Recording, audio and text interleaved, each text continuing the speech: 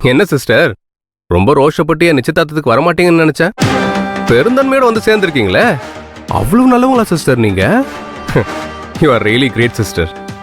இது பாரு, நான் சந்தோஷமாலாம் வரல. உன்னை வாழ்த்தி அச்சத தூவறதுக்கும் வரல. வேற வழி இல்லாம அப்பா அம்மாவுக்காக வந்திருக்கேன்.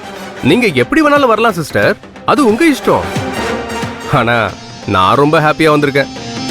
நீங்க அச்சத தூவலன்னா வானம் இடிஞ்சு கீழே விழுந்துருமா என்ன? எங்களை ஆசீர்வாதம் பண்றதுக்கு இங்க நிறைய பேர் வந்திருக்காங்க, எங்களுக்கு அது போதும். என்ன அப்படி பாக்குறீங்க? என்கிட்ட இருந்து இவ்வளவு புத்திசாலித்தனத்தை எதிர்பார்க்கவே இல்லைல்ல.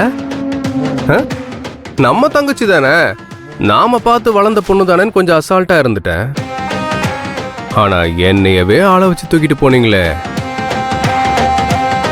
நீங்களே 8 அடி பாயும் போது நான் 16 அடி பாஞ்சா தானே சரியா இருக்கும்.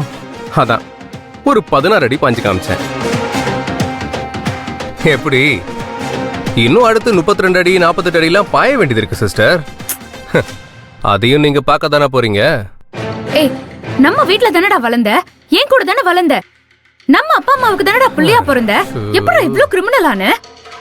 சிஸ்டர், பணம் தான் சந்தோஷன்றத நான் திடீர்னு கண்டுபிடிச்சிட்டேன்.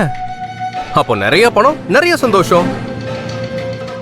அந்த ஞானம் கிடைச்சதால தான் வர்ஷா தான் எனக்கு வைஃப்னு முடிவு பண்ண. 4 பேருக்கு நல்லதுன்னா எதுவும் தப்பு இல்லைன்னு சொல்லுவாங்கல்ல, அதெல்லாம் பழைய தியரி சிஸ்டர். பணம் வரும்னா எதுவுமே தப்பு இல்ல, அதுதான் புது தியரி. இதைத்தான் நான் பண்ணிக்கிட்டு இருக்கேன்.